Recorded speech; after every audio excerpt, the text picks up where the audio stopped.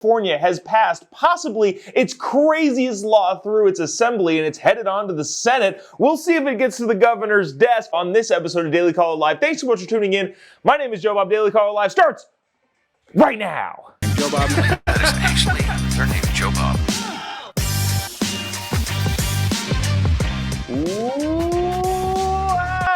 from the dingy bunker, completely cut off from the outside world, except for you fine folks. California bill that has passed the Assembly and is on its way to the Senate. Why do things matter about California state legislature? Well, because California is the most populous state in the union. I happen to live here, so I get to see a lot of the... Actually, I think statistically, more people that are fans or followers or like the Facebook page that I stream this to are from California. So if you're in California, let me know. Anyways, California passed a bill through its assembly, headed on to the Senate, and then eventually headed to Gavin Newsom's desk, that will prioritize, in a custody battle, will prioritize a parent that is, quote-unquote, affirming of their child's gender in favor of the parent who says, what?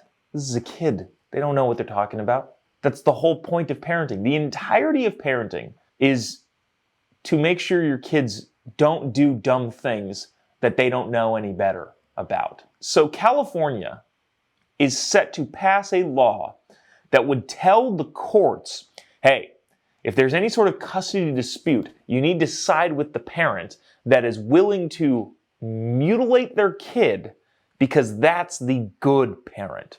Freaking fascinating that this exists. But watch this. This is what bat-ass crazy sounds like. And I just hear it from the lady pushing this thing. Watch this. If you have a 7-year-old who's talking about having a potential to say, being able to articulate that they believe that they are not the same gender as they are biologically, then it should be affirmed. And through care, it should be determined. And that's what we did with our own child. And that would give the ability for a parent who wasn't sure to affirm and get their child the care that they need to make that, till they can begin to articulate that determination.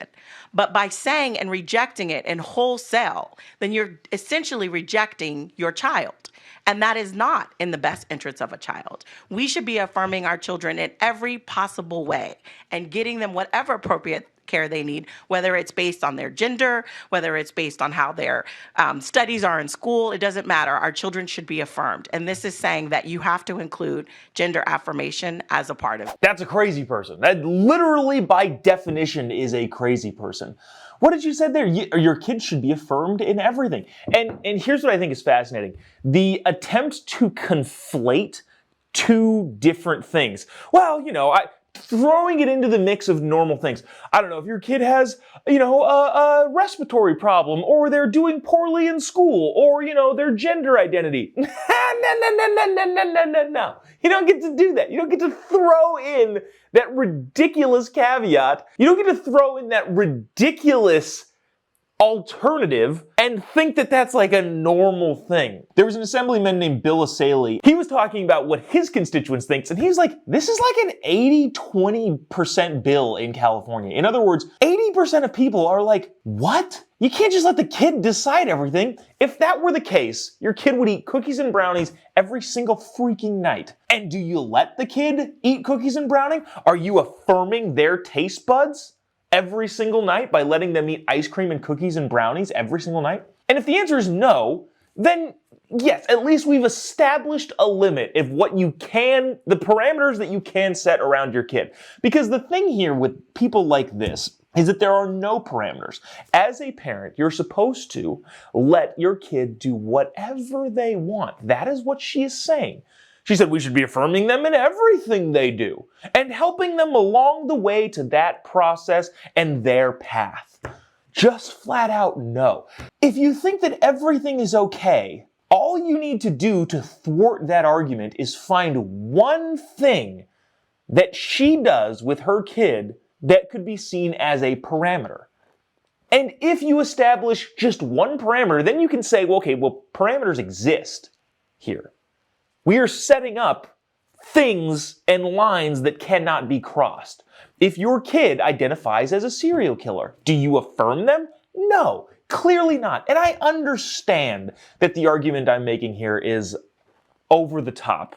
What's the phrase called? Reductio ad absurdum? Reducto ad absurdum is extending an argument to its absurdity. But at the same time, if you say that the limits don't exist, all I'm trying to do is find a limit. And when you find the limit, then you can say, okay, so limits do exist. So what you're saying is false on its face. If you're saying that you should be affirming your child in everything, but then find a couple things that you shouldn't be affirming your child of everything, my child likes to strangle bunny rabbits. Okay, we've established that there is a line.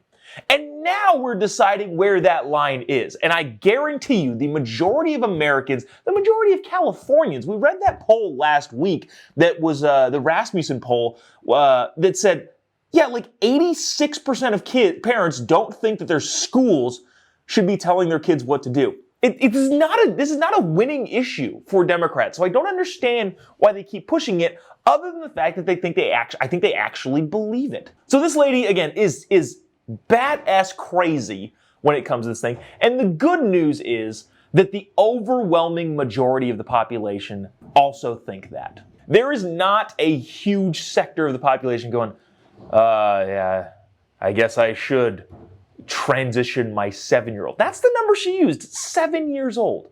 No, people are not saying that by any stretch of the imagination, and they never will. What I think is kind of fascinating about this is we covered Gavin Newsom going on Sean Hannity's show. Gavin Newsom is the governor of California. I would be willing to bet that of all of the people that are opposed to this getting through the next level of legislation to get to the governor's desk, it is Gavin Newsom. I would be willing to bet that Gavin Newsom is scared to death of this thing going to his desk. Because then he's faced with a decision, and he's going to get hit from the left if he vetoes it, and he's going to get murdered by the right if he passes it when he runs for president. Interesting game this whole politics thing is.